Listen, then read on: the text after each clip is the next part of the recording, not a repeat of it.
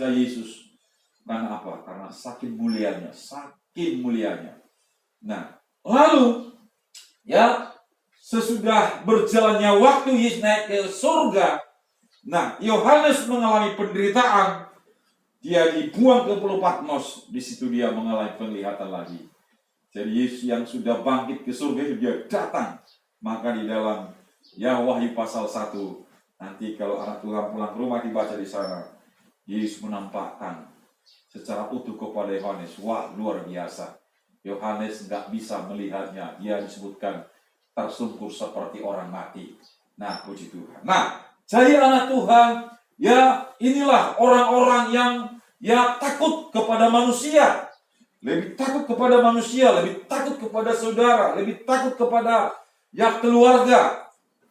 Ya, daripada takut kepada Tuhan. Lalu saya dikatakan orang yang tidak percaya kepada Yesus sebagai Tuhan dan Juru Selamat dalam hidupnya. Nah, ya, mereka nggak percaya. Padahal sebenarnya tidak ada alasan bagi manusia seorangnya untuk tidak percaya. Amin. Nah, kenapa saya berkata seperti itu? Bahwa semua yang dikerjakan oleh Yesus tidak ada yang salah. Semua yang dikerjakan oleh Yesus itu penuh dengan mujizat, ya kan? Ya, manusia nggak bisa melakukannya. Semua yang dikerjakan oleh Yesus. Itulah sebabnya waktu Yesus berdialog, berdebat dengan orang-orang Farisi di Injil Yohanes, saya dikatakan bahwa mereka nggak percaya kepada Yesus sebagai Tuhan. Tapi Yesus berkata bahwa kalaupun kamu nggak percaya, percayalah kepada perbuatan-perbuatan, kepada pekerjaan-pekerjaan yang saya lakukan. Nah, jadi anak Tuhan, bahwa sebenarnya tidak ada alasan sedikit pun bagi manusia untuk tidak mempercayai Yesus sebagai Tuhan. Cuman manusia lebih memilih pilihan untuk tidak percaya karena godaan, karena harta, karena banyak hal. Nah, puji Tuhan. Nah, lalu apalagi saya dikatakan? Orang-orang yang tidak percaya, orang-orang pembunuh, orang-orang sundal, tukang-tukang sihir. Nah, tukang-tukang sihir. Jadi anak Tuhan kalau punya sudah motor baru, hati-hati kalau jalan sendirian nanti di stop lalu bisa disihir terus, saudara ya. Nah, saudara linglung motornya diambil, itu disihir, ya kan? Karena uang, saudara. Sini ada tetangga kita di sini di daerah Jolo itu, ya. Nah, orang-orang Sunda, tukang-tukang sihir, lalu apalagi penyembah berhala dan semua pendusta, penyembah berhala. Nah, semua pendusta, mereka akan mendapat bagian mereka di dalam lautan yang menyala-nyala oleh api dan belerang. Ya, inilah kematian yang kedua. Kenapa? Karena kematian yang pertama sudah dialami oleh manusia, tubuhnya terpisah dari rohnya, tapi rohnya masih hidup. Nah, sehingga rohnya inilah yang mengalami kebinasaan selama-lamanya. Nah, oleh karena itu anak Tuhan, bahwa kita orang-orang percaya harus kita menang. Sama seperti Rasul Yohanes ini, dia menang. Amin. Nah, dia mengalami perjumpaan dengan Tuhan. Nah, apa rahasianya supaya kita mengalami kemenangan? Coba kita lihat dulu 2 Samuel pasal 3 ayat 1. Masih ada beberapa waktu, ya. 2 Samuel pasal 3 ayat 1. Ya, kita baca di sana. 2, 3 ya. Peperangan antara keluarga Saul dan keluarga Daud berlarut-larut. Daud kian lama kian kuat, sedang keluarga Saul kian lama kian lemah. Nah, ini saudara. Jadi ini gambaran perjalanan gereja, saudara, anak-anak Tuhan. Jadi Daud disebutkan kian lama kian kuat. Jadi Daud semakin lama semakin kuat. Tapi Saul ini semakin lama semakin lemah. Wah, ini saudara. Nah, kenapa terjadi seperti itu? Ya, apa rahasianya? kita lihat di dalam 1 Samuel pasal 16 ayat 13.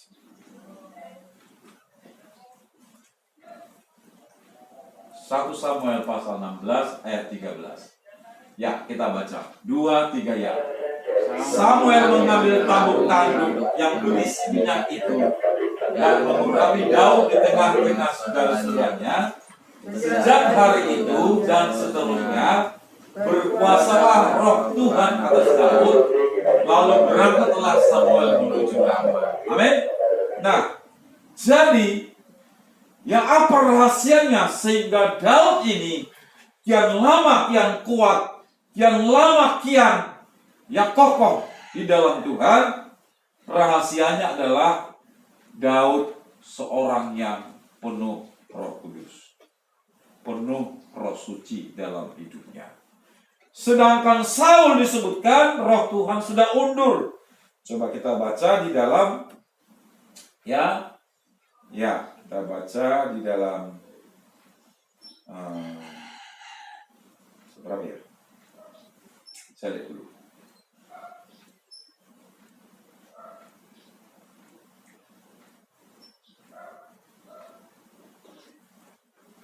Iya. Coba kita baca ayat yang 14. Ya, ayat 14. Ya, kita baca. 2, 3 ya.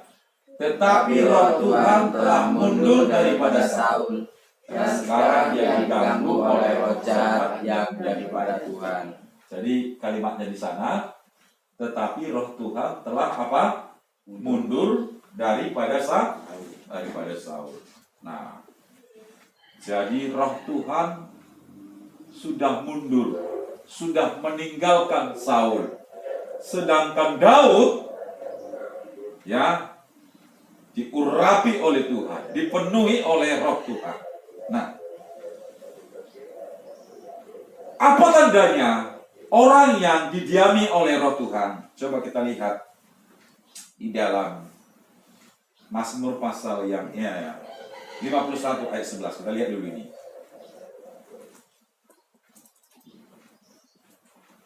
Kita baca sama-sama. 2, 3 ya. Sembunyikanlah wajahmu terhadap dosaku, hapuskanlah segala kesalahanku. Terus ayat 12. Jadikanlah hatiku tahir ya Allah, dan berbahagialah batinku dengan roh yang teguh. Ayat 13 ya. Janganlah membuang aku dari hadapanmu, dan janganlah mengambil rohmu yang kudus daripadaku. Jadi ciri orang yang didiami oleh roh Tuhan adalah yang pertama kita lihat di sana, Daud berkata bahwa janganlah mengambil rohmu daripadaku. Memang Daud ini juga adalah manusia biasa. Dia juga pernah mengalami kesalahan. Tetapi dia berkata kepada Tuhan, janganlah mengambil apa? Rohmu daripadaku. Nah, itu salah satu tanda orang dipenuhi oleh roh Tuhan. Lalu kita lihat lagi di dalam Mazmur pasal 62 ayat 1 sampai 2. Ya, Mazmur pasal 62. Apa tandanya? Ya, kita baca. 2, 3 ya.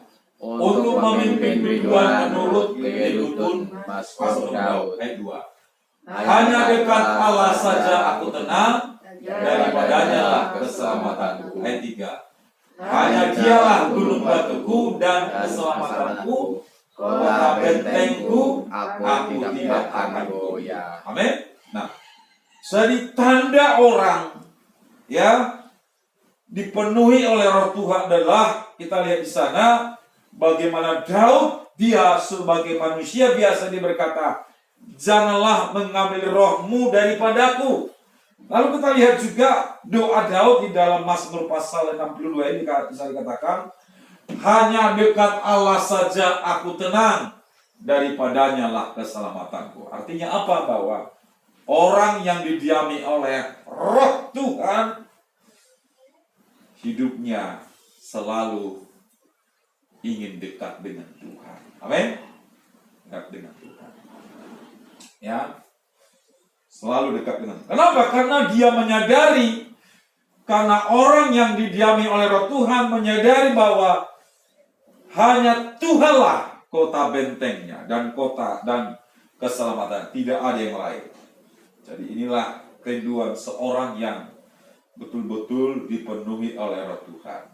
Nah, sedangkan Saul bisa dikatakan sejak Roh Tuhan undur dari dia, hubungan kepada Tuhan sudah renggang. Ya, hubungan kepada Tuhan sudah renggang, ketaatan kepada firman Tuhan sudah mulai berkurang dan semakin tidak taat lagi. Nah, jadi anak Tuhan, inilah perbedaannya. Nah, sekarang kita lihat lagi Mazmur pasal 27 ayat yang keempat. Kita lihat di sana. Apalagi tanda orang yang didiami oleh Roh Tuhan. Kita baca sama-sama. 2, 3 ya. Satu hal telah kuminta kepada Tuhan, itulah yang kuingini, diam di rumah Tuhan seumur hidupku, menyaksikan kebenaran Tuhan dan menikmati baiknya. Amin. Jadi Daud dalam kerinduannya kepada Tuhan sebagai gereja Tuhan, bahwa bisa dikatakan satu hal yang kuminta kepada Tuhan, itulah yang kuingini, diam di dalam rumah Tuhan seumur hidupku. Jadi diam di rumah Tuhan. Sama tadi di dalam Mazmur pasal yang ke 62, saya dikatakan hanya dekat Allah saja aku tenang. Ya, jadi di luar Tuhan manusia tidak mengalami ketenangan, mengalami khawatir, mengalami kegoncangan. Ya, dunia ini bukan tempat yang nyaman bagi kita anak Tuhan. Ya. Jadi salah satu tanda bahwa orang didiami oleh Roh Tuhan adalah keinginannya dekat dengan Tuhan. Keinginannya hanya selalu ada bersama dengan Tuhan. Tapi orang yang tidak didiami oleh Roh Tuhan, dia tidak ingin dekat dengan Tuhan, bahkan semakin jauh. Coba kita lihat di dalam Ibrani pasal 10 ayat 25. Ibrani pasal 10 ayat 5. Maksud saya ayat 25 ya. Ibrani pasal 10 ayat 25. Sama-sama kita baca. 2, 3 ya. Janganlah kita menjauhkan diri dari pertemuan ibadah kita, seperti dibiasakan oleh beberapa orang. Tetapi marilah kita saling menasihati, dan semakin giat melakukannya menjelang hari Tuhan yang mendekat. Amin. Nah, jadi anak Tuhan, bahwa Rasul Paulus pun menasihati jemaat Tuhan. Dia berkata, janganlah kita menjauhkan diri dari pertemuan-pertemuan ibadah. Daud, dia berkata sebagai seorang yang didiami oleh Roh Tuhan, hidupnya penuh Roh Kudus, hanya dekat Allah saja aku tenang. Hanya dialah gunung batuku dan kota bentengku disebutkan. Dalam Mazmur pasal 7 saya katakan bahwa satu hal yang kuminta kepada Tuhan adalah diam dalam rumah Tuhan seumur hidupnya. Amin. Ya Tuhan. Nah, sehingga kita lihat Daud kian lama kian kuat di dalam Tuhan. Nah, tapi Saul lama kelamaan semakin lemah dan semakin jauh, dan akhirnya Saul itu matinya sangat mengenaskan. Sewaktu orang Filistin datang menyerbu orang Israel, Saul dia tertembak dan bersama anaknya Yonatan. Sudah tertembak juga, tapi masih hidup. Ngeri nggak soal itu? Ngeri kan? Sudah tertembak tapi masih hidup. Lalu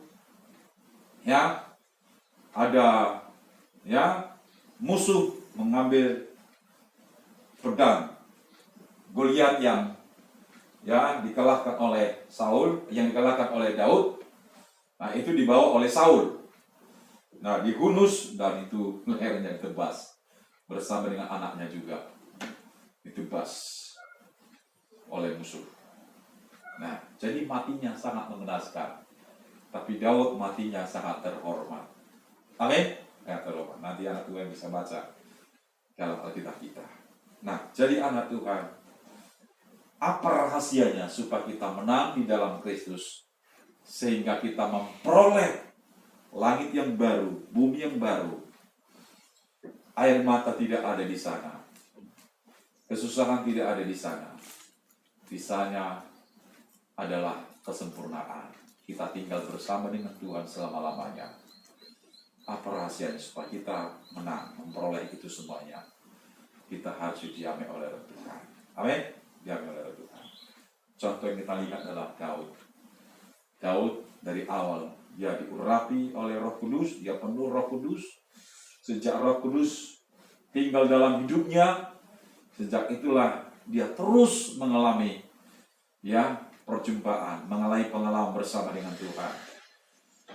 Ada enggak peperangan yang dialami? Ada peperangan bersama dengan orang Filistin, bersama dengan Saul yang bersaing menjadi raja. Tapi kita lihat Saul semakin lemah, semakin tidak taat, tetapi Daud semakin taat dan semakin taat karena ada Roh Tuhan dalam hidupnya. Amin. Ada Roh Tuhan. Jadi orang kalau nggak ada Roh Tuhan dalam hidupnya, nggak ada ketaatan.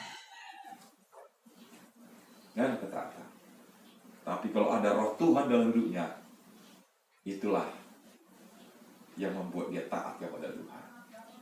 Nah, dari anak Tuhan, pastikan supaya hidup kita didiami oleh Roh Tuhan dan bawa hidup kita terus mengalami pengalaman indah bersama Tuhan. Kita bawa hidup kita dekat dengan Tuhan. Satu ayat lagi kita kiri dalam Yeremia pasal 17 ayat 5. Yeremia pasal 17 ayat 5. Kita baca di sana 2, 3 ya. Beginilah firman Tuhan. Terkutuklah orang yang mengandalkan manusia, yang mengandalkan kekuatannya sendiri, dan yang hatinya menjauh daripada Tuhan. Nah, sampai situ. Anak Tuhan, Saul, karena Roh Tuhan sudah undur dari dia, tidak lagi mengandalkan Tuhan, mengandalkan kekuatannya sendiri, berperang melawan orang Filistin, mengandalkan kekuatannya sendiri, dan yang ada apa? Ketakutan yang ada. Sementara Daud, Roh Tuhan ada dalam hidupnya, berperang melawan orang Filistin, dia bukannya takut, tapi justru apa? Berani. Nah, dan dalam setiap peperangan yang dikerjakan oleh Daud, selalu mengalami kemenangan. Rahasianya adalah karena Roh Tuhan ada bersama dengan Daud. Oleh karena itu anak Tuhan, mari berjalan di kita hari ini, biarlah Roh Tuhan bersama dengan kita. Amin. Tantangan penderitaan yang kita alami, keadaan dunia, situasi yang tidak pasti, tidak membuat kita takut, tidak membuat kita lemah, tapi membuat roh kita mengalami kekuatan karena ada Roh Tuhan di dalam hidup kita.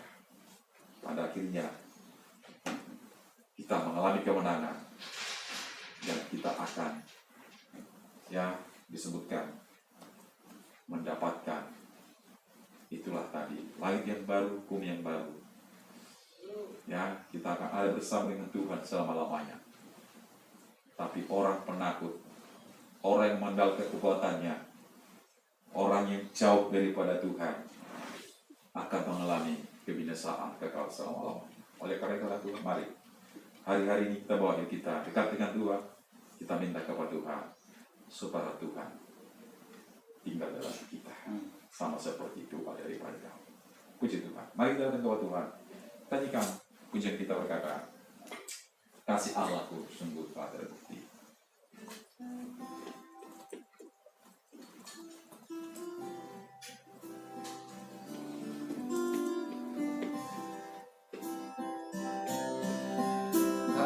Allahku sungguh telah terbukti.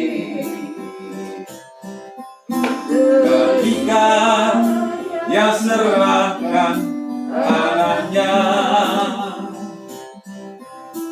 kasih Allah mau berkorban bagi engkau dan aku. Ada kasih seperti bagimu. Bersyukur, bersyukur, bersyukurlah, bersyukur karena kasih setiamu. Ku sembah, ku sembah, ku sembah dan ku sembah selama hidupku. Ku sembah Kau Tuhan. Kasih Allah ku sungguh, kasih Allah ku sungguh telah terbukti. Ketika Dia serahkan anaknya, kasih Allah mau berkorban bagi kau dan aku. Tiada kasih seperti kasih-Mu. Bersyukur, bersyukur, bersyukur, bersyukur karena kasih setiamu. Ku sembah, ku sembah, ku sembah dan ku sembah selama hidupku. Ku sembah Kau Tuhan. Bersyukur, bersyukur, bersyukur, bersyukur, bersyukur karena kasih setiamu. Ku sembah, ku sembah, ku sembah dan ku sembah selama hidupku. Ku sembah Kau Tuhan. Kasih Allah sungguh telah terbukti. Amin. Ketika